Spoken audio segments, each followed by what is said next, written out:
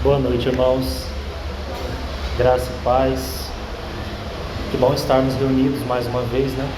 Gratos ao Senhor por aquilo que Ele já nos deu e também feliz por estar mais uma vez ao redor da mesa, né?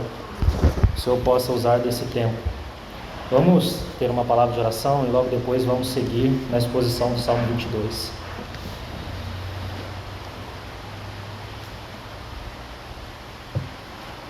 Pai querido, nós te agradecemos, Senhor, por mais uma vez aqui nos reunir para juntos celebrarmos a tua mesa. Somos um povo, Senhor, tão agraciado, um povo bendito, um povo que não é contado entre as nações, porque foi um povo comprado pelo precioso sangue do teu Filho. Então nós te agradecemos, Senhor, porque o Senhor mesmo nos separou para ti, nos constituiu uma propriedade exclusiva tua, nos constituiu reino de sacerdotes, e nós podemos, Senhor, compartilhar daquilo que ocupa teu coração desde toda a eternidade. Quando nós, Senhor, estávamos mortos em nossos delitos e pecados, o Senhor nos deu vida e nos fez assentar com Cristo nas regiões celestiais. Nós te agradecemos, Senhor. Não há méritos em nós, Senhor. Toda a glória é tua. Ó profundidade da riqueza, tanto da sabedoria como do conhecimento de Deus. Quão insondáveis, ó Senhor, são os teus caminhos. Quão inescrutáveis. Nós bendizemos o teu nome, Senhor. Nos ajude, Senhor, a ver as coisas do teu ponto de vista. Nos ajude a compreender por que nós estamos aqui.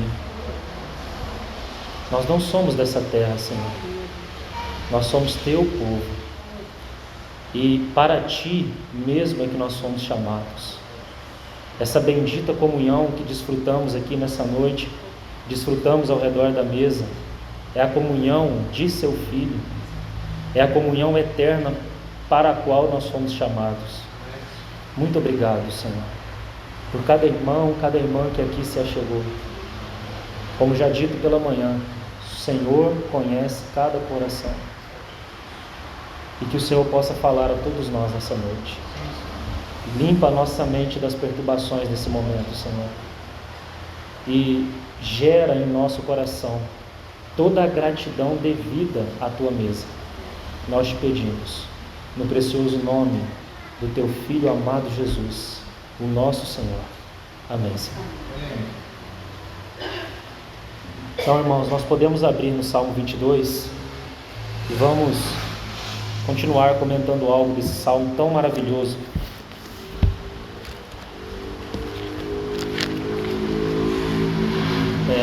Não perca, irmãos, tudo que nós já construímos até aqui, e em especial essa ligação que nós fizemos entre o Salmo 22 e o Salmo 23, porque, como disse, o Salmo 23 nos marcou, né? Quando nós estudamos esse salmo e compreendemos que ali é a experiência da ovelha, a ovelha contente, a ovelha feliz, a ovelha satisfeita, a ovelha segura, irmãos, né? Porque a mesa nos transmite segurança naquilo que o Senhor fez. Mas tudo isso, todas as bênçãos que a ovelha desfruta do Salmo 23 é por causa do Salmo 22. Então essa conexão, irmão, para você meditar, é tremenda, muito preciosa. Você compreender que toda a alegria da ovelha acontece porque o bom pastor deu a vida por ela. É o bom pastor quem a protege, é o bom pastor quem a apacenta, é o bom pastor quem cuida dela diante dos inimigos, que o tempo todo está ali tentando machucá-la, atacá-la, e o bom pastor está cuidando, está conduzindo ela a pastos verdejantes, está refrigerando sua alma. Então, irmão, nós nunca teremos a alegria devida diante da mesa se nós não apreciarmos a obra do Senhor. Aí nós chegaremos dias aqui com motivos para agradecer porque a nossa vida vai bem, e outros sem nenhuma palavra de gratidão, porque a nossa vida pode não estar indo tão bem, né?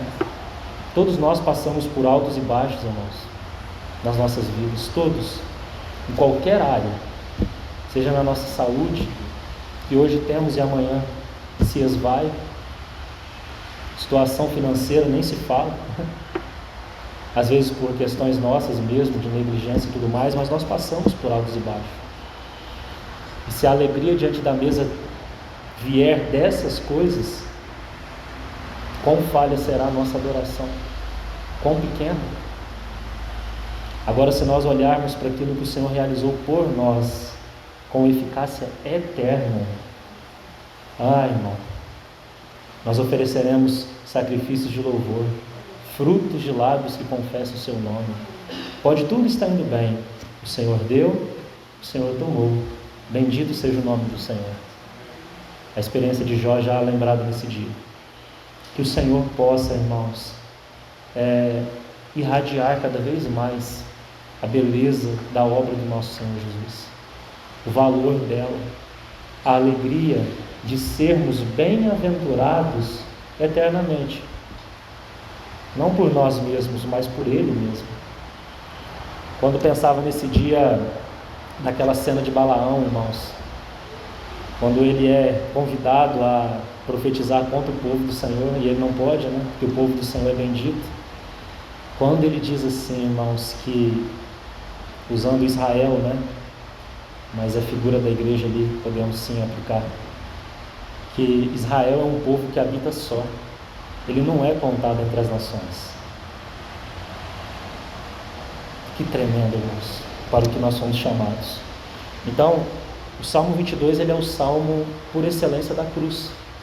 Ele é um salmo messiânico, ele é um salmo que aponta especialmente para aquele momento da crucificação, onde provavelmente o Senhor recitou todas as palavras que nós estamos meditando aqui no Salmo 22.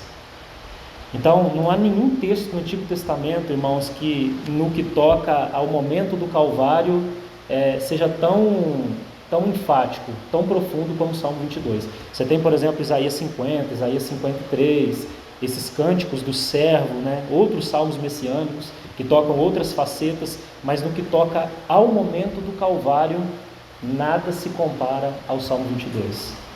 Então, o que nós estamos fazendo aqui é apenas uma pincelada, irmão. Você tem aí um conteúdo para a eternidade, porque lá, quando nós chegarmos lá, nós vamos ter coisa ainda para, diante do Senhor, falar: Senhor, me explica melhor essa palavra aqui, porque é muito profunda. E nós vamos continuar vendo e servindo e adorando ao nosso Senhor, sendo amado e amando-o. Que bendita, irmãos, é a eternidade. Não deixe isso ficar como uma questão técnica. Não anota no seu caderninho, não. Medita sobre aquilo que está diante de você. Você entende por que você foi chamado, ou para quem você foi chamado? Como o irmão Eliezer já tratou nesse dia, a gente reduz a vida cristã a uma coisa pequenininha, né? Um monte de regrinha. Irmãos, nós temos a eternidade para continuar olhando para o Senhor e contemplando e descobrindo aquele em quem todos os tesouros da sabedoria e do conhecimento estão ocultos. Você está entendendo, irmão? Você não vai ficar na eternidade sem estar maravilhado diante do Cordeiro, porque Ele será a luz da cidade, Ele será a lâmpada. Que tremendo! Nós não vamos precisar de sol, porque Ele é o sol da justiça, Ele que vai resplandecer por toda a eternidade, e a glória dele será mostrada em maior e maior e maior esplendor. E é inconcebível nós pensarmos que eternamente, e mesmo assim nunca poderemos esgotar. E você achando aí, sabendo 2, 3 versos, você já sabe o bastante. Que o Senhor possa ampliar nossa visão.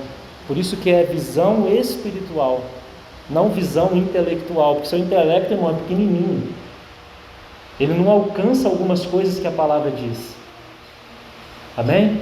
Que o Senhor possa nos ajudar a iluminar os olhos do nosso entendimento.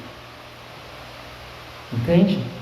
Você está vendo o mundo como, irmão? Você está no meio, você está arraigado no mundo. O Senhor morreu por você, te perdoou para te desarraigar do mundo, e você está colocando todos os seus bracinhos no mundo, quando você deveria estar lá no lugar celestial, que é a sua posição, olhando para essas coisas.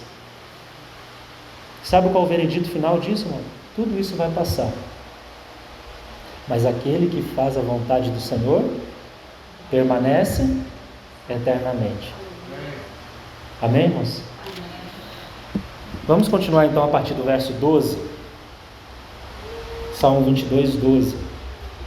No momento da crucificação, lembra da cena, o Senhor está dizendo essas palavras, ali pendurado no madeiro. E ele diz assim: muitos touros me cercam, fortes touros de Bazã me rodeiam. Contra mim abrem a boca, como faz o leão que despedaça e ruge. Derramei-me como água, e todos os meus ossos se desconjuntaram. Meu coração fez-se como cera, derreteu-se dentro de mim. Irmãos, que palavra, né? Quando nós, por exemplo, pensamos no Getsemane, dando um passo atrás da cruz, quando o Senhor ali chega a suar gotas de sangue. Que linguagem gráfica, né? Para ilustrar aquele momento que o Senhor estava passando. O seu coração ali, se não fosse, irmão, sustentado pelo Espírito para ir à cruz, ele poderia ter morrido ali mesmo no Getsemane. Tamanho foi a angústia do Senhor, vendo antecipadamente aquilo que ele sofreria ou suportaria na cruz. E ele estava tão perto, né, irmãos? Estava às portas. Se damos um passo atrás ainda, 6 dias antes, nós estamos aonde? Em Betânia. Em Betânia, no lar de Betânia, quando Maria oferece aquele unguento precioso ao Senhor. Só ela compreendeu a angústia do coração do Senhor. Só ela, irmãos. Todos aqueles discípulos que passaram 3 anos e meio ouvindo o Senhor, seus ensinamentos, vendo os milagres, vendo Ele ensinar sobre a cruz, que era necessário o Filho do Homem ir. Lembra Mateus 16? Só Maria entendeu como estava o coração do Senhor, de tamanha angústia naquele momento. E é por isso que o Senhor diz: o que Maria está fazendo será lembrado para sempre. Onde for pregado o Evangelho, será lembrado o que Maria fez. Porque, como já dizia um irmão, a essência do Evangelho é se derramar para o Senhor, compreender as angústias que tocam o seu coração. E hoje sim, irmãos, há angústias no coração do Senhor, há desejos do coração do Senhor, que Ele tem chamado cooperadores para compartilhar essas angústias. Ele tem chamado outros para ser como Maria de Betânia, que tem considerado o que é mais precioso Ele mesmo, e tem dado tudo a Ele, entregado tudo a Ele. Irmãos, aquilo que Maria de Betânia derramou, aquele vaso de alabastro que ela quebra e derrama sobre o Senhor, era comparado a um salário de um trabalhador comum por 1 ano. 1 ano de trabalho de um trabalhador comum da época de Maria. Quando nós pegamos isso e aplicamos nas nossas próprias vidas, irmãos, como nós temos por preciosos as questões materiais. Aquilo que é nosso, né? Mal sabemos que aquilo que o Senhor nos abençoa é para abençoar. Nós não deveríamos ser como o mar morto que só retém. Deveríamos ser fonte de vidas para outros. Deveríamos ser como aquele orvalho do irmão que desce e leva a vida para todo Israel. Mas nós só retemos, queremos acumular. Entende, irmão? Então você pode ir fazendo ligação para Maria, não. Para Maria o mais precioso era o Senhor, e compartilhar das angústias do coração dele. Irmão, o Senhor continua com angústias que ocupam seu coração, no que toca ao seu propósito. O Senhor tem chamado cooperadores para edificar a sua casa. Deus deseja edificar uma casa para si. Nós já somos pedras que vivem, mas precisamos ser edificados casa espiritual. Um monte de pedra não é uma casa. As pedras precisam ser colocadas justapostas. uma sobre a outra, mas nós estamos cheios de arestas, né? Não podemos encaixar uns nos outros por conta das nossas birrinhas. E nós precisamos ir para a pedreira, trabalhar, ser trabalhado lá, irmãos. Os teus problemas precisam ser colocados diante do Senhor, tuas angústias. O barulho tem que ser feito lá no quarto secreto. Então, irmão, não perca isso. Esse coração como cera sendo derramado, isso não foi só lá, irmãos. Hoje, com a angústia do coração do Senhor, com as necessidades, olha que expressão, irmão, as necessidades do Senhor, porque Ele decidiu contar conosco. Ele decidiu contar conosco, irmãos. Ele chama cooperadores. Nós somos cooperadores, lavoura de Deus, como diz Paulo. Sobre o fundamento somos chamados a edificar, 1 Coríntios 3. Que o Senhor nos ajude. Então, nesse momento aqui, irmãos, tão gráfico, os ossos do Senhor se desconjuntando e o seu coração derramando-se como cera. Descreve muito bem a angústia do coração do Senhor.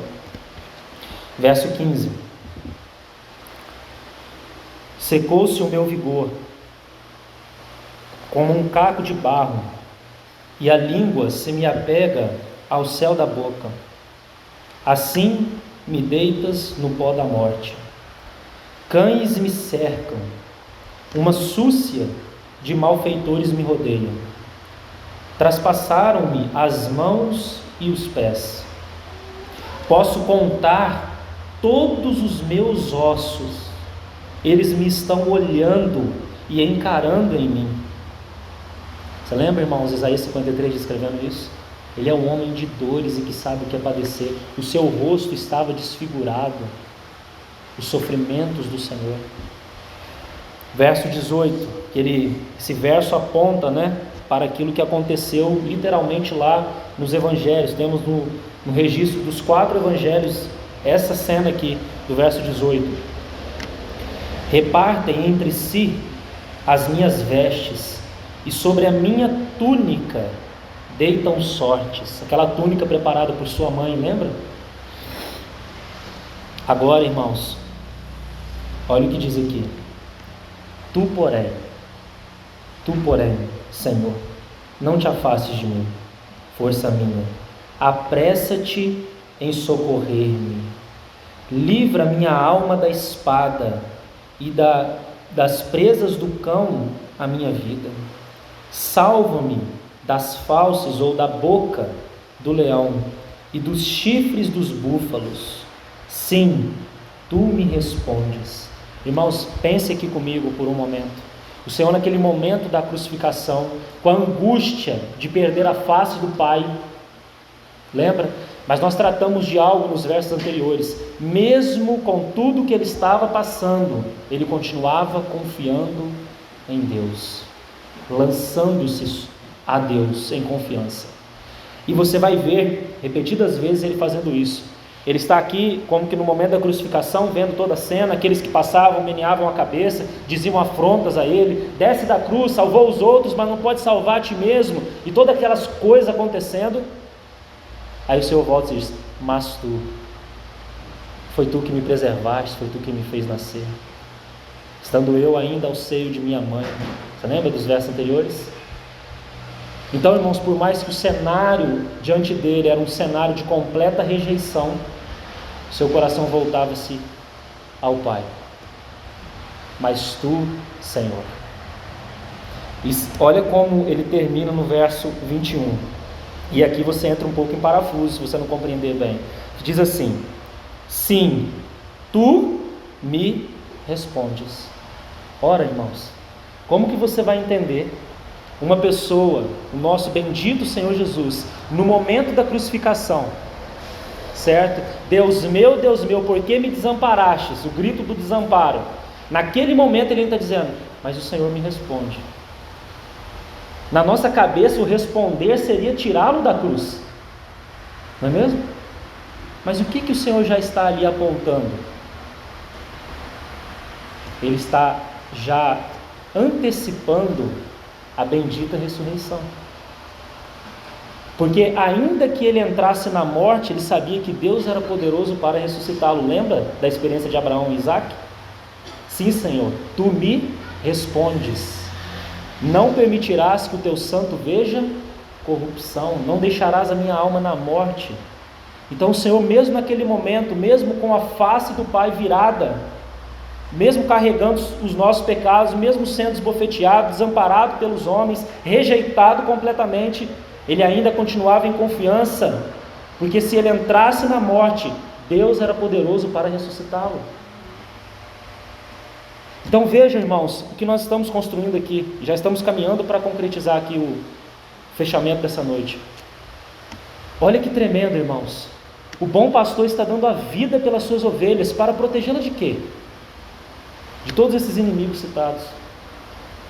Você tem aí touros, leões, cães, malfeitores, búfalos, toda essa linguagem aí para exemplificar todos os inimigos.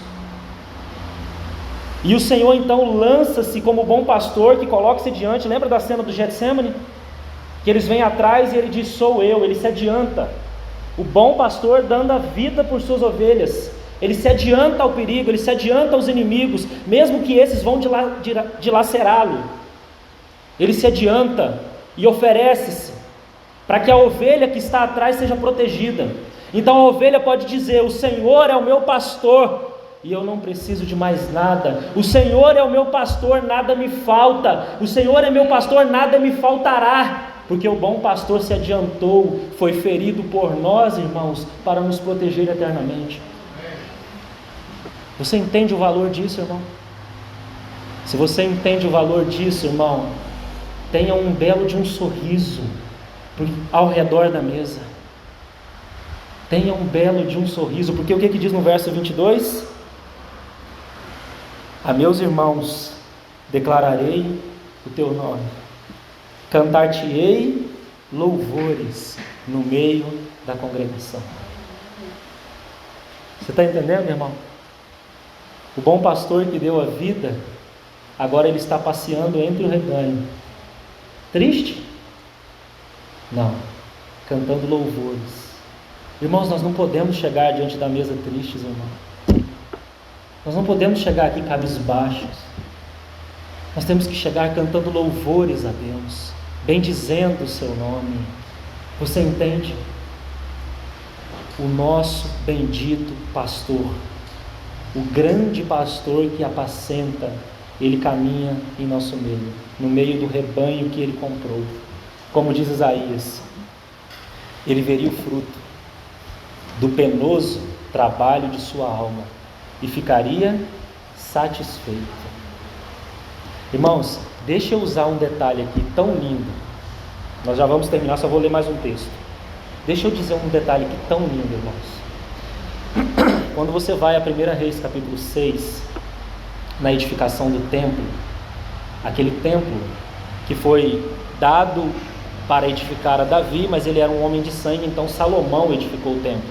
Davi viu o lugar, lembra?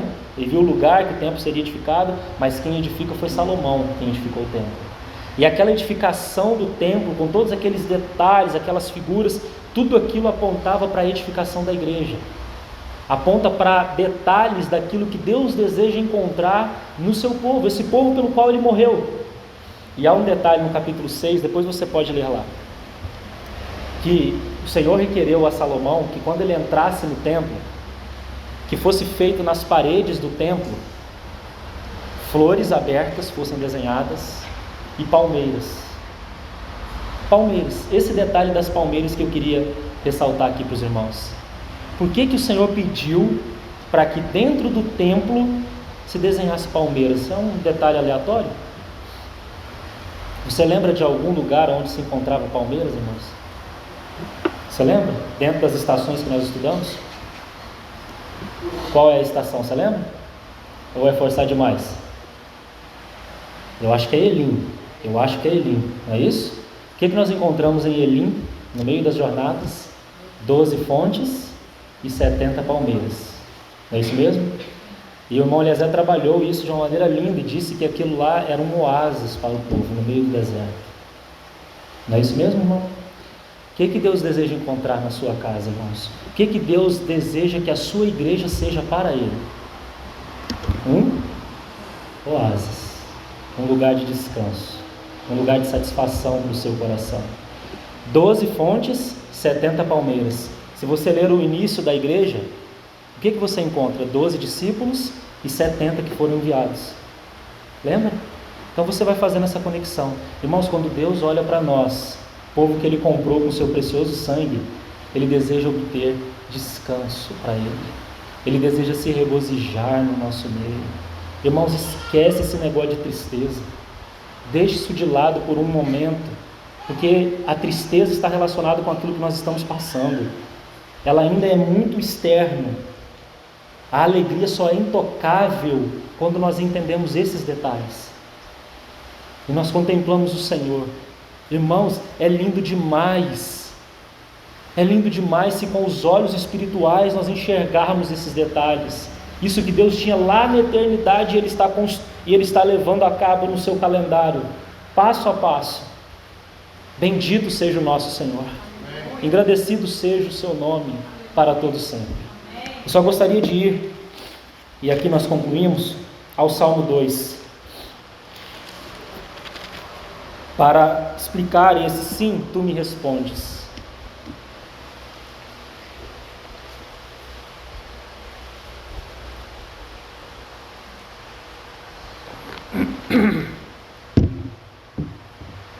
Perdão, falei errado, irmãos. É Salmo 16. O Salmo 2 também é um salmo messiânico, mas o 16 é o que fala da ressurreição. E aqui nós concluímos.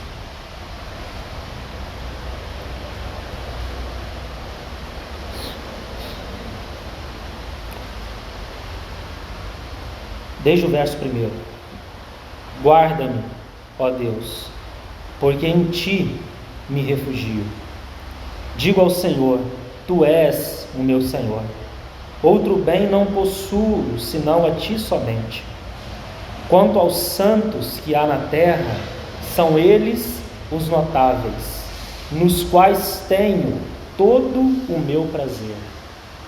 Tremendo, né, irmãos? Muitas serão as penas dos que trocam o Senhor por outros deuses. Não oferecerei as suas libações de sangue, e os meus lábios não pronunciarão o seu nome. O Senhor é a porção da minha herança e o meu cálice. Tu és o arrimo da minha sorte. Caem-me as divisas em lugares amenos ou deliciosos. É muito linda a minha herança. Bendigo o Senhor que me aconselha, pois até durante a noite o meu coração me ensina. O Senhor, tenho-o sempre à minha presença. Estando Ele à minha direita, não serei abalado. Alegra-se, pois, meu coração e o meu espírito exulta, pois até meu corpo repousará seguro. Pois, olha aí, tu me respondes, pois não deixarás a minha alma no Sheol ou na morte, nem permitirás que o teu santo veja a corrupção. Tu me farás ver os caminhos da alegria, na tua presença a plenitude de alegria, na tua destra delícias perpetuamente. Bendito seja o Senhor, irmãos. Vamos orar.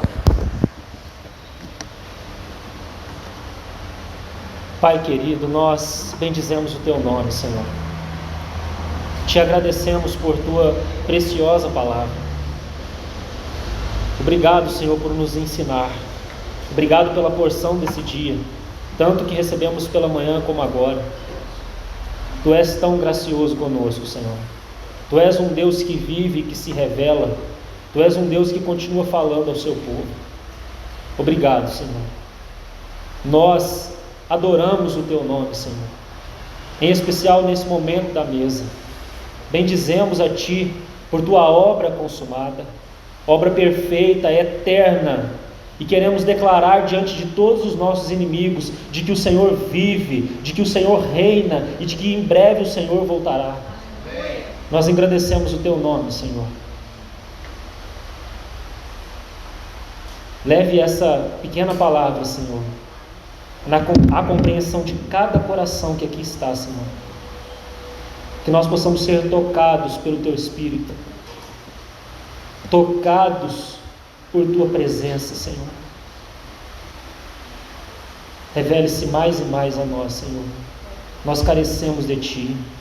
Nossa alma anseia por Ti como terra seca, sedenta. Nós precisamos de Ti, Senhor. Se o Senhor estiver conosco, ministrando lá no mais íntimo do nosso ser, nada, Senhor, nos fará baixar a guarda. Mesmo que os desafios sejam intensos, nós seguiremos adiante. Então continue, Senhor, porque se não for com Tua presença, nós não queremos continuar. Nós não queremos, como Moisés diz, não nos faça subir daqui, se não for com Tua presença. Por isso, Senhor, nós clamamos a Ti, que todas as vezes que estivermos de alguma maneira entrando por alguns desvios, Senhor, nos faça parar. Seja em nossa vida pessoal, Senhor, como nossa vida corporativa aqui também, nos faça parar, Senhor. Não nos deixe seguir adiante, achando que o Senhor está conosco, nos planos que nós mesmos fizemos, Senhor. Nós queremos seguir nos Teus planos, Senhor. Porque, como já dizia um irmão, é na Tua vontade que está a nossa paz. Em nome de Jesus que nós oramos, Senhor. Agradecidos por tudo. Amém, Senhor. Amém.